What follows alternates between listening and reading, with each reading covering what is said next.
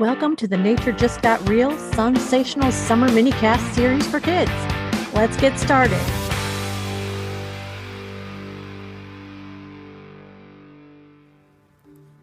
Hello, Planeteers. Welcome to the new Summer Minicast series, Episode 8. I'm your host, Tito the Treefrog, and if you're watching this on video, you'll see that I'm a talking tree frog, so don't pass out. Anywho, this episode is part of the Sensational Summer Series minicasts, and these are short shows, but pretty cool because they are meant to get you out and exploring. So don't forget to download the activity that goes with this episode. There's a new episode released every Monday through the end of August, so watch for those. Dr. Chuck Darwin will be hosting the next one, so be on the lookout. Let's get right into today's minicast. This episode is about snails and slugs and the difference between them. I mean, you should be able to grasp the obvious one right away, like one has a shell and one doesn't, am I right? But are there other differences? Or is a slug just a homeless snail? If you leave a bunch of shells laying around slugs, are they going to find one to move into? No. A slug and a snail are two different critters. They are both gastropod mollusks. That's how you say that. And they both get around the exact same way by using their one big foot muscle. They contract that foot muscle and excrete a slimy substance that helps them glide along smoothly. Most slugs actually have an internal shell inside them where they store calcium, but it doesn't function the same way, obviously. Here are the other big differences. Snails reside in dirt and soil, sand, under rocks and leaves, in trees, and some in bodies of water. They look for food 24/7, which means all the time. Slugs prefer dark, cool places that are moist. They hide during the day, and they only come out and look for food at night. And snails are either omnivores or herbivores. Slugs are just herbivores. Snails can get up to 10 inches in length. Slugs can grow up to 15 inches.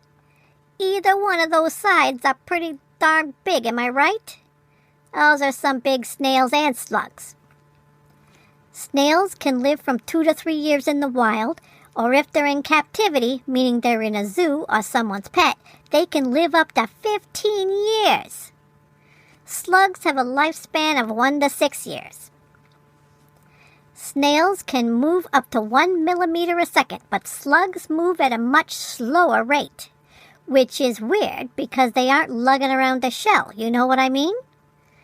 Some snails, though, can be pretty stationary if they live underwater. Some will just sit there at the bottom of the sea and let the food come to them. Nothing wrong with that. Snails have an obvious advantage in having a place to duck into for defense, and some can actually close up the shell once they've retreated into it. They do this with mucus. Mucus. I just like saying that word, it's fun. Slugs do not have the shell advantage, but they can maneuver into the smallest spaces with the added ability to compress themselves. That's pretty handy. They use wooden boards, stone slabs, and loose tree bark to their advantage. Now, researchers say snails don't feel pain, but slugs do. I'm not sure this makes any sense to me, to tell you the truth. I think you should try really hard not to hurt either one. And never pick up a snail by its shell. If it's attached to something, you can separate it from its shell where it's attached and it can die. The best way to pick up a snail, or even a slug for that matter, is to let it crawl onto a leaf or a stick, then pick that up. If you want to observe it further, you can pick up the leaf or the stick and put that into a see-through container and then look at it that way. Don't leave it in there for too long, though, because it could dehydrate. If you want to keep a snail as a pet, you can buy them instead of capturing them in the wild because wild snails may have parasites, so keep that in mind. If you want to attract snails into your yard, you can build them a habitat outside that fills their needs. The activity download will have those details. So, this week's mission is to pay attention to the snails and slugs in your area. Make sure you download the snail versus slug chart and the snail house project. That's it for this episode. Tune in next week when Chuck Darwin gives us an interesting activity having to do with the summer heat wave. And for some of you, that's a pretty big heat wave. The project for this one has to do with food, though, so I'm kind of excited about it. Plus, Chuck is one smart chimp. Now go out and have a slimy shell or no shell adventure in your neighborhood.